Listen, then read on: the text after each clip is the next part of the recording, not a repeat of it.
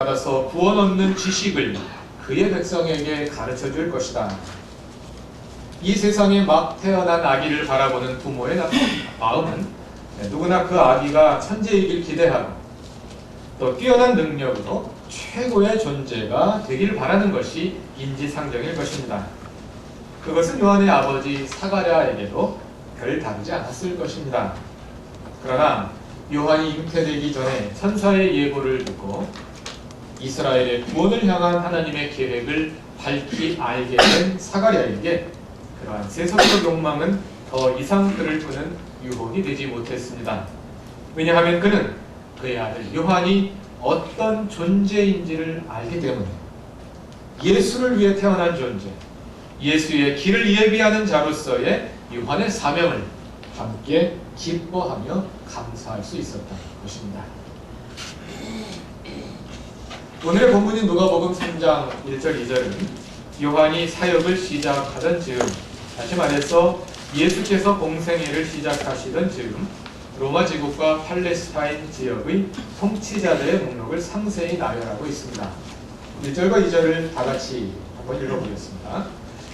디베르 황제가 왕위에 오른 지 15째 해에 곧 본디오 빌라도가 총독으로 유대를 통치하고 헤롯이 분봉왕으로 갈릴리를 다스리고 그의 동생 빌립이 분봉왕으로 이두레와 드라군이 지방을 다스리고 루사니아가 분봉왕으로 아빌레네를 다스리고 안나스와 가야바가 대제사장으로 있을 때에 하나님의 말씀이 광야에 있는 사가랴의 아들 요한에게 내렸다. 이 구절은 지난번에 함께 살펴본 누가복음 2장 1절에 시저 아우구스투스에 대한 언급과 비슷한 기능을 합니다. 먼저 누가복음 3장 1절 2절은 세계사와 유대 역사에서 예수 사건이 어디쯤 위치하는지를 분명히 보여줍니다. 디베르 황제가 왕위에 오른 지 15째 해에, 이 말은 로마 황제 티베리우스의 즉위 제15년이라는 말입니다. 티베리우스가 황제가 된 것이 로마 역사에 정확히 남아있지를 않습니다. 그런데 대개 주후 14년 전으로 알려집니다. 따라서 즉위 제15년이란 14년을 포함해서 15번째 해가 되는 해, 즉 주후 제28년이 됩니다. 예수께서 공생애를 시작하신 것이 주후 제28년 전후라는 말이 되겠습니다. 오직 누가복음만이 그 사실을 우리에게 가르쳐주고 있습니다. 그 다음에 따라 나오는 이름들은 팔레스타인 지역, 네 지역의 통치자들입니다. 가장 남쪽인 유대 지역은 본디오 빌라도가 통치하고 그 북쪽에 있는 갈릴리 지방은 헤롯이 다스리고 그 북동쪽인 이두레와 드라고니 지방은 빌립이 다스리고 그보다 더 북쪽인 아빌레네를 루사니아가 다스리고 있었다는 말입니다. 여기에 보면 헤롯이라는 갈릴리를 통치하는 왕이 나오는데 이 헤롯은 예수께서 태어나실 때 유대의 왕이던 그 헤롯이 아닙니다. 성경에 보면 헤롯이 굉장히 많이 나옵니다. 앞에 헤롯이 죽었다 그랬는데 뒤에 헤롯이 또 나오고요. 이제는 죽을 만큼도 됐는데 아직도 헤롯이 나옵니다. 굉장히 많은 헤롯이 나옵니다. 헤롯 가문이 4대나 이스라엘을 다스렸기 때문에 헤롯 가운데 모든 왕들이 다 헤롯이기 때문에 그렇습니다. 경우에 따라서는 헤롯이라는 이름으로 나오기도 하고 경우에 따라서는 다른 이름으로 나오기도 하고요. 마태복음 2장을 보면 헤롯 왕이 아기 예수를 없애기 위해 2살 아래 모든 아기를 죽이라고 명령을 내립니다. 예수께서 태어나셨을 때 헤롯, 그 헤롯이 성경에 나오는 모든 헤롯의 아버지, 조상입니다. 그래서 아기 예수의 가족은 이를 피해서 애국으로 갔다가 그 헤롯이 죽었다는 소식을 듣고 이스라엘 땅으로 돌아옵니다. 마태복음 2장 21절을 보면 다음과 같이 기록합니다. 요셉이 일어나서 아기와 그 어머니를 데리고 이스라엘 땅으로 들어왔다. 그러나 요셉은 아켈라오가 그 아버지 헤롯을 이어서 유대 지방의 왕이 되었다는 말을 듣고 그곳으로 가기를 두려워하였다. 그는 꿈의 지시를 받고 갈릴리 지방으로 물러가서 나사렛이라는 동네로 가서 살았다. 여기 보면 헤롯은 죽고 그 아들 아켈라오가 왕이 되었다. 이렇게 말합니다. 예수 탄생 당시 왕이었던 헤롯은 팔레스타인 전체를 다 다스리는 왕이었습니다. 그러나 그가 죽은 후에 팔레스타인은 그의 아들들에 의해서 나뉘어서 다스려지게 됩니다. 그래서 그 아들들을 가리켜서 분봉왕, 즉 나누어서 봉한 왕이라 이렇게 부릅니다. 그 헤롯의 아들들 가운데 남쪽에 있었던 유대 지역을 다스렸던 분봉왕이 조금 전에 읽었던 마태복음에 나오는 아겔라오, 즉 헤롯 아켈라우스이고 그 북쪽 갈릴리를 맡은 분봉왕이 헤롯 안티파스입니다. 오늘 본문인 누가복음 3장에 나오는 헤롯이 바로 그 갈릴리를 다스리는 헤롯 안티파스, 예수님이 태어나실 때 왕이었던 헤롯의 아들 가운데 하나입니다. 이 헤롯 안티파스는 세례 요한을 죽인 사람이고 또 예수를 재판하기도 했던 바로 그 헤롯, 갈릴리의 분봉왕이었던 헤롯 안티파스입니다. 그리고 이어서 나오는 빌립과 루사니아에 대해서는 복음서에 더 이상 등장하지 않기 때문에 더 설명하지 않겠습니다. 이 통치자들의 목록은 2절로 계속됩니다. 누가복음 3장 2절에는 대제사장 2명의 이름이 나오는데 그들은 안나스와 가야바입니다. 실제 역사를 살펴보면 그중 안나스가 먼저 대제사장직을 맡았고 가야바는 그의 사위로서 안나스를 이어서 대제사장이 된 사람입니다. 그러니까 정확하게 말하자면 예수 공생의 당시의 대제사장은 안나스입니다. 가야바는 아닙니다. 그러나 가야바는 안나스는 그러니까 말하자면 장인이었던 안나스는 지금은 대제사장이 아닙니다만은 그의 사위가 현직에 오른 후에도 여전히 막후 실력자로서 계속 권력을 행사하고 있었다고 합니다. 그러니까 3장 1, 2절은 명목상의 통치자의 목록이라기보다는 그 시대에 실제로 권력을 행사하고 있었던 현실 권력자들의 목록을 담고 있는 것입니다. 이 점이 중요합니다. 왜냐하면 2장 1절에 소개된 로마 황제 아우구스투스가 아기 예수가 누우셨던 구유와 또 들판의 목자들과 뚜렷이 대조되는 것처럼 3장 1, 2절에도 유사한 대조가 나타나기 때문입니다. 3장 1절부터를 다시 한번 훑어보십시오. 로마 황제 티베리우스가 무소불위의 권력으로 로마 제국을 그 당시 사람들이 알고 있었던 온 세상을 지배하고 있습니다. 그 아래 팔레스타인 지역에서는 총독 빌라도와 헤롯 안티파스와 빌립과 루사니아가 막강한 권력을 휘두르고 있습니다. 그리고 거룩한 성전에서는 대제사장 안나스와 가야바가 거룩을 독점한 채 종교 권력을 휘두르고 있습니다. 그런데 그에 이어지는 2절 후반절을 보십시오. 그때에 하나님의 말씀이 로마 황궁이 아니라 총독부가 아니라 헤롯의 왕궁이 아니라 심지어는 예루살렘 성전이 아니라 광야에 있는 사가랴의 아들 요한에게 내렸다. 3장 2절 후반부 문장의 구조에 주의해 볼 필요가 있습니다. 요한이 하나님의 말씀을 받았다가 아닙니다. 문장의 주어가 요한이 아니라 하나님의 말씀입니다. 하나님의 말씀이 광야에 있는 요한에게 내렸다. 하나님의 말씀이 이 서사의 등장인물로 나타나고 있는 것입니다. 하나님이 인류 역사 속으로 친히 개입해 들어오시는 것입니다. 이제 하나님께서 주도하여 일으키실 새로운 역사의 출발을 보여주고 있는 것입니다. 지난주 어느 TV의 시사분석 프로에 최근에 있었던 한기총의 금권선거 파문과 국가조창기도회장의 대통령 무릎기도 사건이 자세히 보도되는 것을 보았습니다. 그 사건에 등장하는 분들은 왜 그 높은 것을 그리도 사모할까요?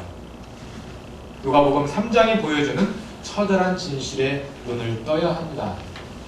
하나님의 말씀은 왕궁으로도 성전으로도 가지 않으시고 요한이 머무는 광야에 오셨습니다.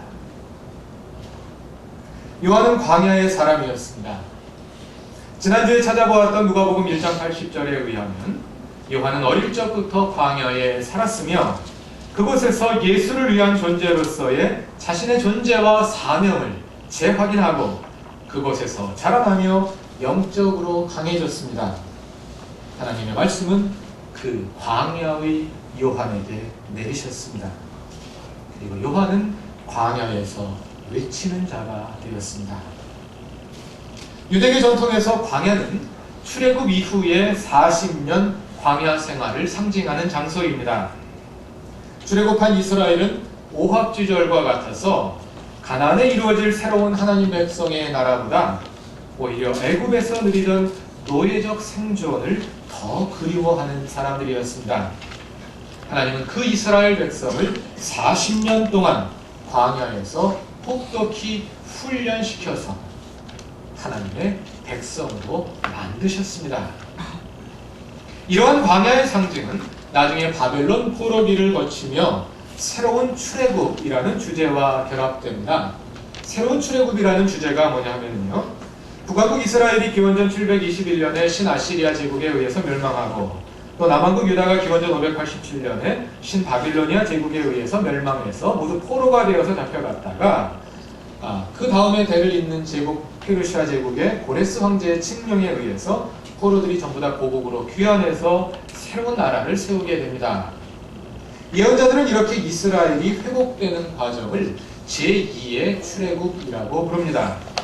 하나님께서 첫 번째 출애굽한 이스라엘을 40년간 광야에서 훈련시켜서 하나님의 백성으로 만드셨던 것처럼 이제 다시 하나님은 나라 없는 백성이 되어 광야와 같은 처지에 있는 이스라엘을 회복해서 다시 하나님의 백성으로 만드신다는 것입니다. 제2의 출애굽, 제2의 건국, 다시 하나님의 백성을 만드는 사건, 그 사건이 일어나는 장소가 바로 광야입니다. 이렇게 제2의 출애굽과 광야가 상징적으로 연결되어 있는 것을 구약 성경 여러 곳에서 볼 수 있는데, 오늘 본문인 누가복음 3장 4절에서 6절에 인용되어 있는 구약 말씀, 즉 이사야 40장 3절에서 5절까지 말씀도 그러한 본문 가운데 하나입니다. 제2의 출애굽, 이스라엘 민족의 회복, 하나님 백성의 회복이라는 사건이 광야라는 상징과 연결되어 있는 그런 여러 본문 중 하나입니다. 이사야 40장 1절을 다 같이 한번 찾아보시겠습니다.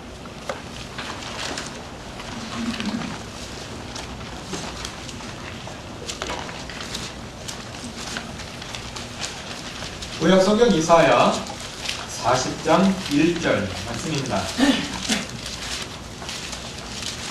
제가 1절부터 5절까지 읽어보겠습니다.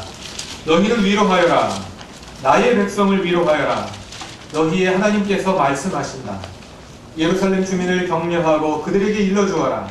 이제 복역 기간이 끝나고 죄에 대한 형벌도 다 받고 지은 죄에 비하여 갑절의 벌을 주님에게서 받았다고 외쳐라.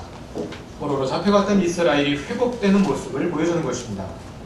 한 소리가 외친다. 광야에 주님께서 오실 길을 닦아라.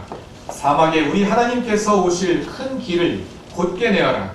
모든 계곡은 메우고 산과 언덕은 깎아내리고 거친 길을 평탄케 하고 험한 곳은 평지로 만들어라. 주님의 영광이 나타날 것이니 모든 사람이 그것을 함께 볼 것이다. 이것은 주님께서 친히 약속하신 것이다. 다시 누가복음으로 돌아와서 3장 4절부터 6절까지를 읽어보시면 방금 읽은 이사야 4장 3절에서 5절까지 말씀이 인용되어 있는 것을 확인하실 수 있을 것입니다. 예수를 위해 존재한 사람 요한은 이처럼 제2의 출애굽을 상징하는 광야로 그 설교의 청중들을 예수를 위해 준비되도록 불러내고 있는 것입니다.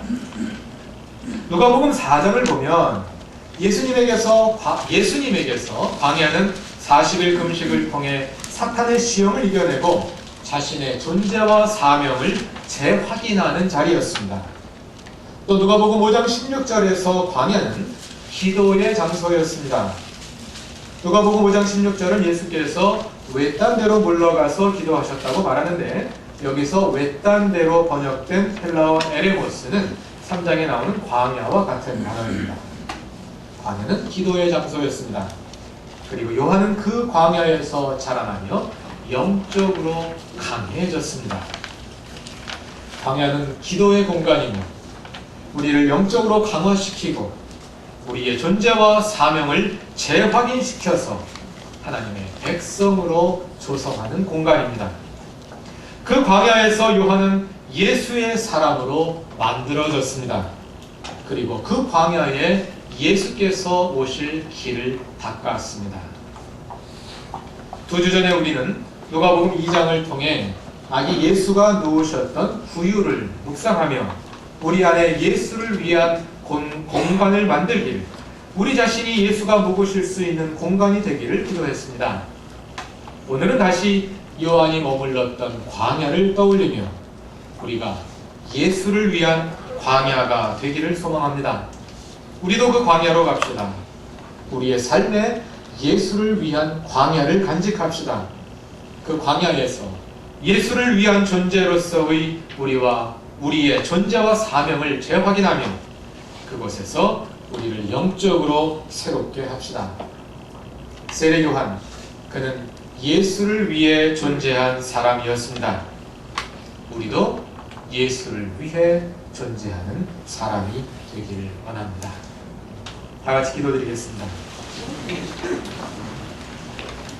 하나님, 우리가 죽은 후 우리의 비명에 그는 예수를 위해 존재한 사람이었다, 이렇게 쓰여지기를 원합니다.